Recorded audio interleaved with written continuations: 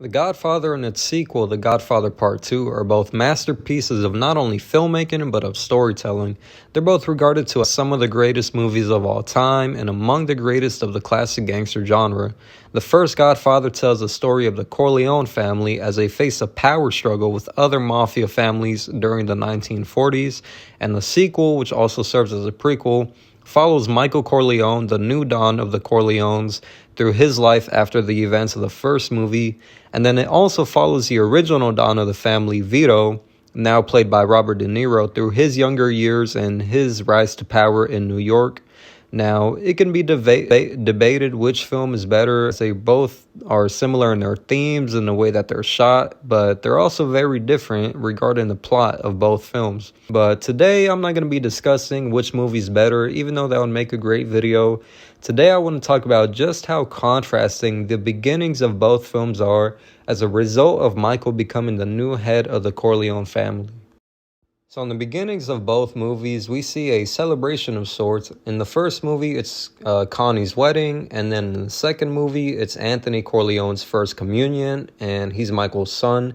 Now, the wedding, of course, is very upbeat, and it's a happy occasion. We see guests dancing to this Italian folk music that the band is playing in the background. They are singing and clapping along to this music and are generally having a good time. It seems that everyone is enjoying themselves, and nothing could really ruin this party. Now, when we look at the communion party in part 2, it's more formal and classy, and there's no Italian music being played by the band. Instead of just more modern American-style band music that they're playing now.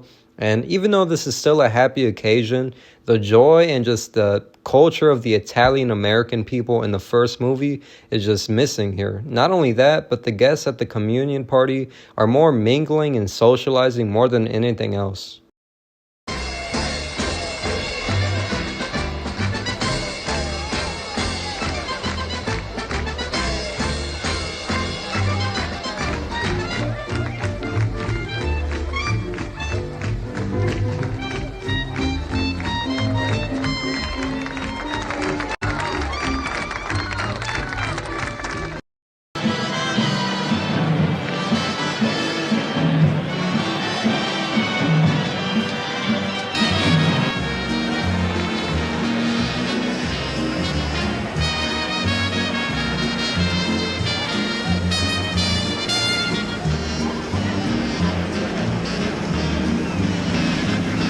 We can further see that the Italian culture is not present at this party when Frank Pentangeli tries to get the band to play Italian music, but the band fails to do this and has no idea what he's talking about. I can't believe out of 30 professional musicians, there isn't one Italian in the group here. Come on, let's have a Italian dance.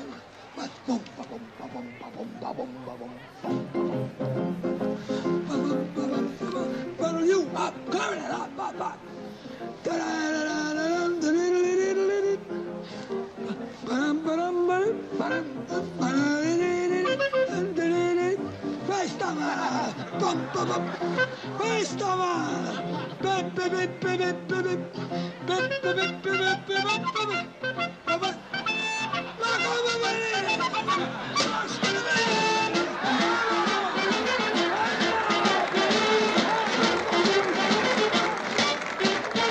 As funny as this scene is, it once again shows us that the Italian culture that made the wedding such a spectacle in the first movie is missing here. So the most obvious difference that we see in the beginnings of these two movies is the way that people treat the two different Dons. In the first movie, there's a few people that come to Vito's office, and when they meet with him, they treat him with honor and respect. The reason they treat Vito like this is because he's a kind, generous, and understanding person who always helps people out, but he's still the Don of one of the most powerful mafia families in America, so they know they need to come correct and treat him with respect. But towards the end, he was paroled to help with the American war effort. So for the last 6 months, he's been working in my pastry shop. Azari, my friend, what can I do for you? Not that the war is over. This boy Enzo, they want to repatriate him back to Italy. Godfather, I have a daughter.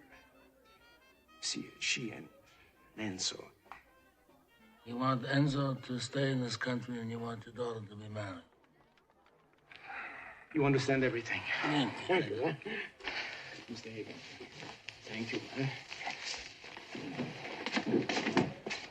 wait till you see the beautiful wedding cake I made for your daughter. Oof, like this. The bride and the groom with the angel in I pledge my ever-ending loyalty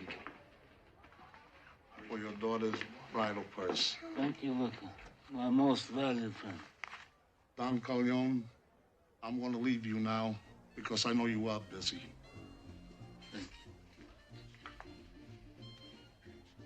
Now, when it comes to Michael, the individuals that meet with him don't really respect him. They don't honor him at all. When Senator Geary goes into Michael's office, he insults him and his family in his own home at his own party.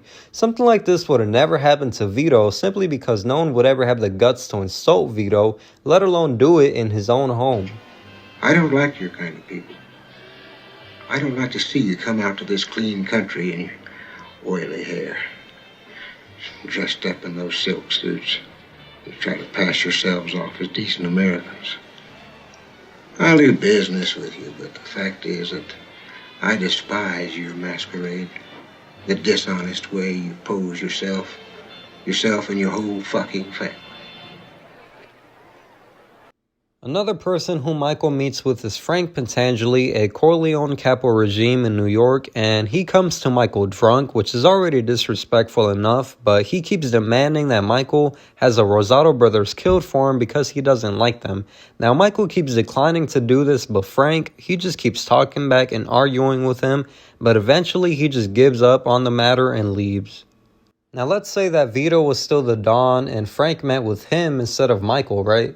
Vito probably wouldn't even want to meet with him because he's drunk and not in a headspace to do business, but let's say he was sober and meets with Vito and still asks for this favor, right? If Vito declined to do this, then Frank wouldn't keep insisting and arguing and talking back to him. He would just accept it as it is and walk away. I want to earn my family without you on my back. And I want those Rosato brothers dead. No. Mort.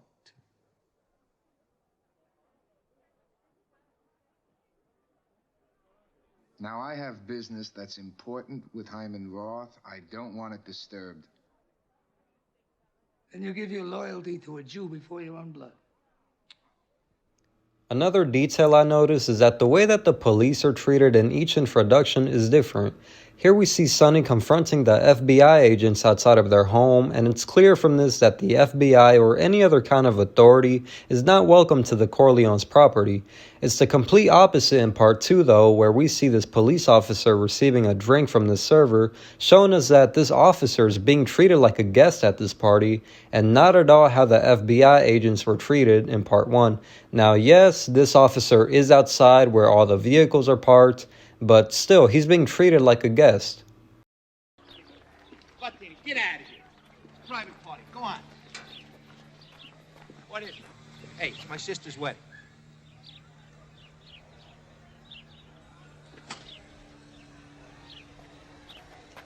Goddamn FBI don't respect nothing.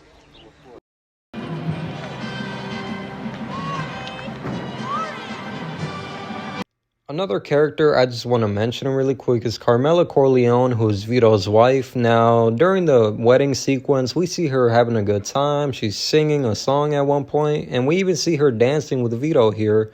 But when it comes to part 2, all of this joy that she has during her daughter's wedding is gone. All we really see her do is talk to Connie, which leads me to her. The Connie that we meet in part 2 is not the one that we met in the first movie, mainly because of Michael having Carlo, her first husband, killed at the end of that movie. But obviously during her wedding, she was happy, it was her day, and she was having as good of a time as she could. But when she comes to Michael's compound in Lake Tahoe, she not only looks different with her appearance, but just has this attitude and just this whole different outlook on life. She's become very materialistic and is only chasing money, expensive clothing, and jewelry. And Michael calls her out on this, and when Michael asks her, "Why are you even here?" she admits to him, "I'm only here because I need money." So we can just see the kind of person Connie has become and how materialistic and reckless she has become with her life. And of course, the catalyst is Carlo's death from the first movie, which Michael is responsible for, so he does hold a little bit of responsibility here.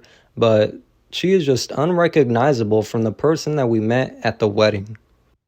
The introductions of these two films are very different from each other, not only in the way that both celebrations are presented to us, but more importantly, the way that the two Dons, Vito and Michael, are treated. The contrast of the beginnings of these movies shows us how much has changed, not only over time, but as a result of Michael becoming the new Don. If you made it to the end of this video, thanks for watching. Subscribe for more content like this. I do have another Godfather related video coming up next, so stay tuned for that. And if you're not one of the people that already follows my Instagram movie page, I'll throw that up on the screen. I would appreciate it if you guys followed me on there as well. And stay tuned for more content, and I'll see y'all later.